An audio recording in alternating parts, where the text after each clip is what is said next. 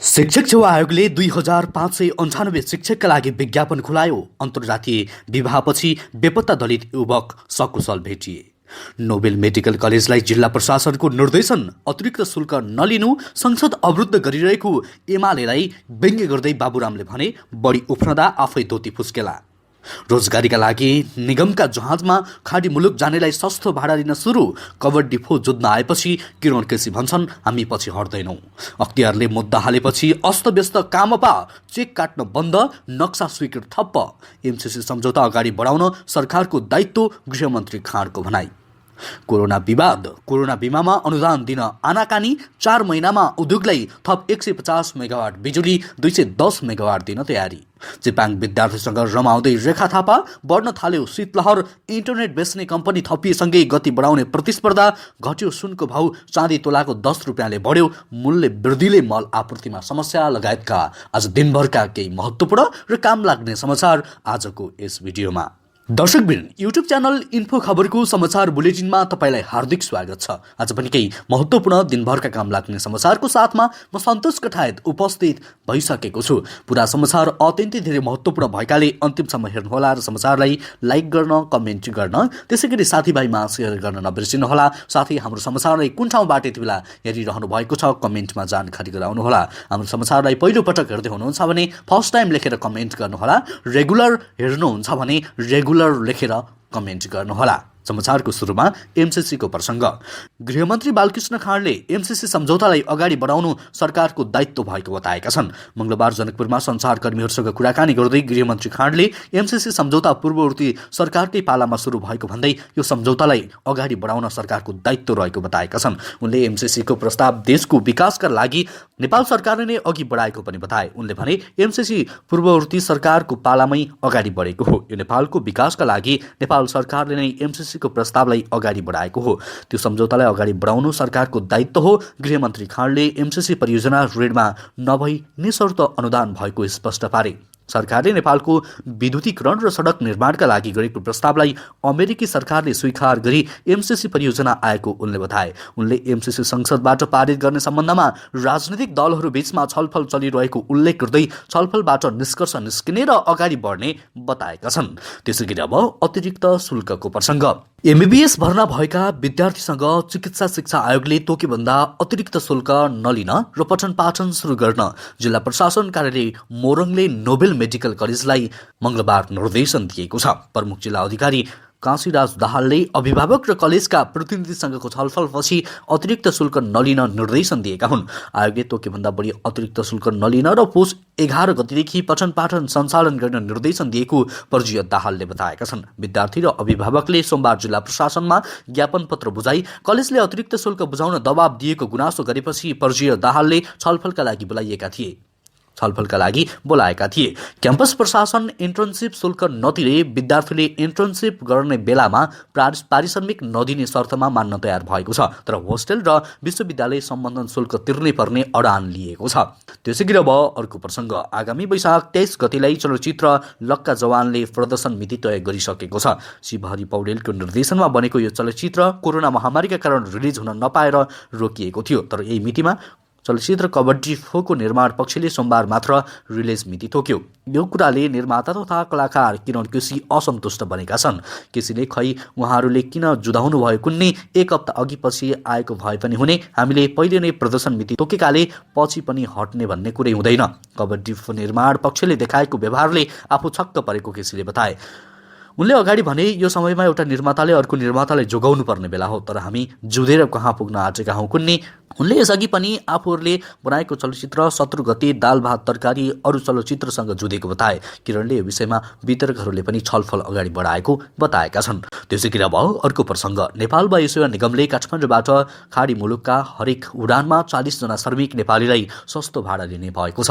मंगलबार निगमकै कार्यालय पुगेर पर्यटन मन्त्री प्रेमबहादुर आलेले निर्देशन दिएपछि निगम आफ्ना उडान पछि काठमाडौँबाट श्रम भिसामा कतार, दुबई र मलेसिया जाने नेपाली मध्ये 40 जनाका लागि सस्तो दरको टिकट उपलब्ध गराउन तयार भएको हो। 40-50 डिग्रीमा श्रम रगत पसिना बगाउन जाने नेपाली कामदारलाई भिसा र पासपोर्ट ल्याई निगम आए सस्तो टिकट दिनु। निगमको मुख्यालयमा आयोजित कार्यक्रममा उनले भने सस्तो दरको टिकट 20,000 मा निगमबाट 2 हप्ता अघि किनेर 40,000 मा बिक्री गर्ने ट्राभल एजेन्सीलाई चाहिँ नदिनु। निगमको टिकट विक्रेता वाणिज्य विभागका निर्देशक जनक काला खेतीका अनुसार श्रमिकलाई सस्तो दरको टिकट दिन सुरु भइरहेको छ। मन्त्री आलेको निर्देशन अनुसार अब खाडी जाने नेपाली श्रमिकले 32,000 रुपियाँ हवाई टिकट पाउने भएका छन्। त्यसैगरी अब रेखा थापाको प्रसङ्ग। अभिनेत्री रेखा थापा चितवन पुगेकी छन्। उनी चितवनका विभिन्न विद्यालयमा अध्ययन गरिरहेका चेपाङ बालबालिकालाई भेट्न चितवन पुगेकी हुन्। चितवन पुगेर उनले विद्यालयमा अध्ययनरत चेपाङ बालबालिकालाई भेटेकी छन्। भेटपछि उनीहरूको उज्जवल भविष्यको कामना गर्दै रेखाले सामाजिक सञ्जालमा तस्बिर सेयर पनि गरेकी छन्। उनले चेपाङ बालबालिकाहरूसँग तस्बिर सेयर गर्दै लेखेकी छन्, चितवनका विद्यालयमा अध्ययनरत चेपाङ विद्यार्थीहरूसँग साक्षात्कार गर्न पाउँदा खुसी छु। उनीहरूको उज्जवल भविष्यको कामना। रेखा बेला बेला चितवनमा रहेको चेपाङ संरक्षण केन्द्रमा पुगिरहेकी हुन्छन्। उनको चेपाङ बालबालिका प्रतिको लगाव प्रष्टै देखिन्छ। उनीहरूको शिक्षाका लागि रेखाले सहयोग पनि गर्दै आइरहेकी छन्। त्यसैगरी अब अर्को प्रसङ्ग। वर्षायाममा विद्युत खेर जाने थालेपछि खपत बढाउन विद्युत प्राधिकरणले यो वर्ष निकै दौडधुप गर्यो। विशेष गरी प्राधिकरणको नेतृत्व नै उद्योगहरूमा घर दैलो गर्दै आवश्यक विद्युत लिन आग्रह गरेको थियो। परिणामस्वरूप नेपाल चालु आर्थिक वर्ष 2078-79 को पहिलो 4 महिनामा 10 उद्योगहरूलाई विद्युत आपूर्तिका लागि करिब 150.5 मेगावाटको लोड पाएका छन्। प्राधिकरणका अनुसार 7वटा उद्योगलाई करिब 111 मेगावाट विद्युत उपलब्ध गराउन ग्रिड प्रभाव अध्ययन गरिएको छ। 5वटा उद्योगले माग गरेको करिब 98.8 मेगावाटको जीआईएसको प्रक्रियामा रहेको छ। लोड स्वीकृत जीआईएस सम्पन्न र प्रक्रियामा रहेको मागका आधारमा उद्योगहरूमा थप करिब 360 मेगावाट विद्युत खपत हुने देखिएको प्राधिकरणले जानकारी दिएको छ। त्यसैगरी अब अर्को प्रसङ्ग। अन्तर्जातीय बिहे गरेको हुम्लाको सर्केघाट गाउँपालिका 1 जैरको नाता गाउँका 1 हप्तादेखि बेपत्ता चन्द्रिकामी बुधबार बिहान भेटिएका छन्। जिल्ला प्रहरी कार्यालय हुम्लाको टोलीले बुधबार बिहान खारपुनाथ गाउँपालिका 5 यात्रु बजारमा उनलाई भेटेको हो। जिल्ला प्रहरी कार्यालय हुम्लाका अनुसार प्रहरी निरीक्षक दानसिंह भण्डारीका अनुसार बाटोमा हिँडिरहेको अवस्थामा उनी भेटिएका हुन्। आज बिहान 8 बजेतिर हामीले उहाँलाई खारपुनाथको याङछुमा एक्लै हिँडिरहेको अवस्थामा भेटेका हौँ। बेपत्ताको खोजी गर्न हुम्लाका डिएसपी हेरम शर्माको नेतृत्वमा 30 जना प्रहरी गाउँमा गएको थियो। मुगुको सोरो गाउँपालिका 1 लेप्रुके सुन्तली भनिने रमिला मल्लसँग प्रेम विवाह गरेका उनी गत बुधबारदेखि बेपत्ता भएका थिए। परिवारका अनुसार मङ्सिर 29 को मध्यरात घरमै आएको एक समूहले चन्द्रलाई कुटपिट गर्दै लगेका थिए। त्यसैगरी अब अर्को प्रसङ्ग। शिक्षक सेवा आयोगले विभिन्न विषयमा झन्डै 2600 शिक्षकका लागि विज्ञापन खुला गरेको छ। आयोगले बुधबार विभिन्न कोटा मार्फत शिक्षक पदपूर्तिका लागि विज्ञापन खुला गरेको हो, जसमा निम्न माध्यमिक तृतीय श्रेणी शिक्षक पदका लागि 2598 जना माग गर्दै विज्ञापन खुलाएको छ। योग्यता पुगेका उम्मेदवारले आजबाट माघ 13 गतेसम्म दोब्बर दस्तुरमा आवेदन दिन सक्नेछन्।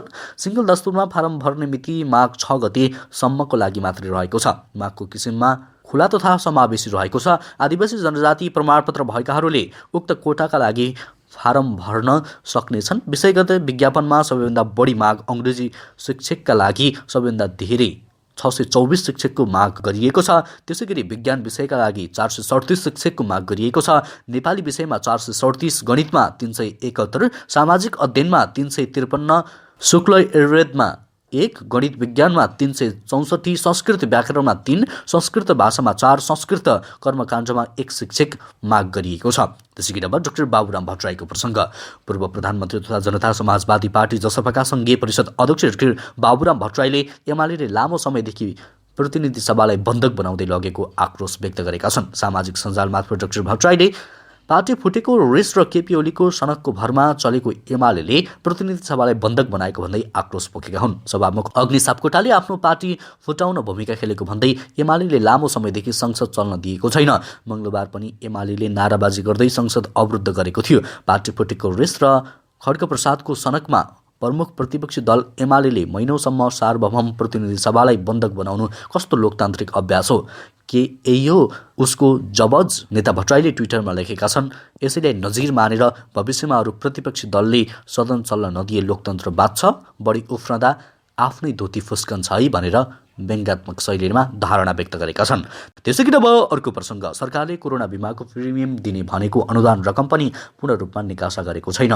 कोरोना बिमाको दाबीमा आफ्नो दायित्व बराबरको रकम समेत उसले निकासा गरेको छैन। कोरोना बिमाको प्रिमियममा सरकारले अनुदान बापत 2,11,27,000 रुपियाँ दिन बाँकी छ, जुन गत आगामी वर्षमा नै निकासी हुनुपर्ने हो। तर यति सानो रकम पनि सरकारले भुक्तानी नदिएको बिमा कम्पनीहरू बताएका छन्। सरकारले दाबीका लागि दिनुपर्ने 11 अर्ब 82 करोड रकम पनि निकासा नगर्दा बिमितहरूले अझै पनि दाबीको भुक्तानी पाएका छैनन्। सरकारले अनुदान बापत दिनुपर्ने सानो रकम पनि अझै निकासी गरेको छैन, जुन गत आगामी वर्षमा नै पाउनुपर्ने हो, एक कम्पनीका अधिकारीले भने।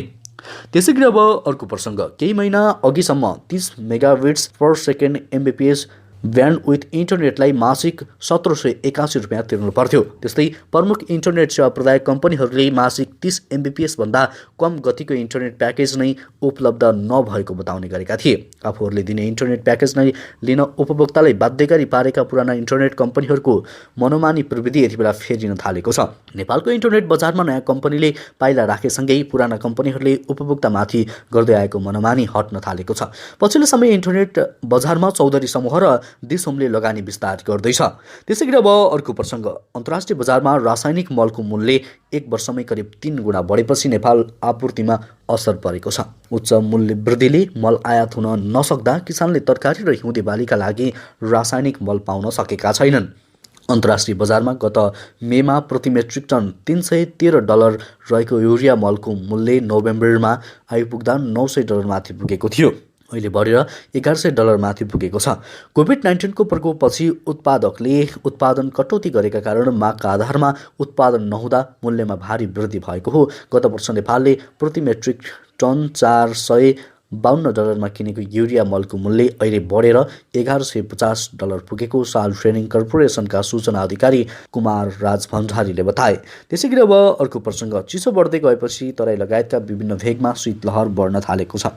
मौसम पूर्वानुमान महाशाखाका मौसमविद वरुण पौडेलले चिसोसँगै शीतलहर बढ्दै जाने बताए। अहिले बिहान बेलुका अत्याधिक चिसो हुने गरेको र दिउँसो सुक्खा हावा चल्ने मौसमी समस्या बढ्दैछ। पश्चिमी वायु पूर्ण रूपले सक्रिय नहुँदा वर्षा हुन सकेको छैन, त्यसले पनि सुक्खालाई चिसो पार्दै गएको छ। शीतलहरबाट स्थानीय जनजीवनमा परेको असर कम गर्न सरकारले शीतलहर विरुद्धको प्रतिकार योजना कार्यान्वयनका लागि सिफारिस गरेको छ। शीतलहरबाट स्थानीय समुदायलाई जोगाउनका लागि दाउरा तथा न्यानो कपडा वितरण गर्ने तयारी थालिएको आजको गोर्खापत्र दैनिकमा खबर छापिएको छ। त्यसैगरी अब आजको अन्तिम समाचार, सुनको भाउ सम्बन्धी जानकारी। नेपाली बजारमा सुनको मूल्यको भाउ घटेको छ। नेपाली सुनचाँदी व्यवसायी महासङ्घका अनुसार मंगलबारको तुलनामा सुनको भाउ प्रति तोला 400 रुपियाँले घटेको हो। यससँगै छापावाला सुन प्रति तोला 92,600 रुपियाँमा कारोबार भइरहेको छ भने तेजाबी सुन प्रति तोला 92,100 रुपियाँमा झरेको हो। चाँदीको भाउ भने बुधबार प्रति तोला 10 रुपियाँले बढेको छ। यससँगै चाँदी प्रति तोला 1245 रुपियाँमा कारोबार भइरहेको छ। हवस् त दर्शकवृन्द, अहिलेलाई केही महत्त्वपूर्ण र काम लाग्ने समाचारको सिलसिला यति नै। हरेक दिन बिहानै ताजा र सत्य समाचार हेर्नको लागि हाम्रो युट्युब च्यानल इन्फो खबरलाई अहिले नै सब्सक्राइब गर्नुहोला। हवस् त अहिलेलाई भने म लगायत हाम्रो सम्पूर्ण टिमलाई बिदा दिनुहोस्। तपाईँको आजको दिन उत्कृष्ट बनोस्।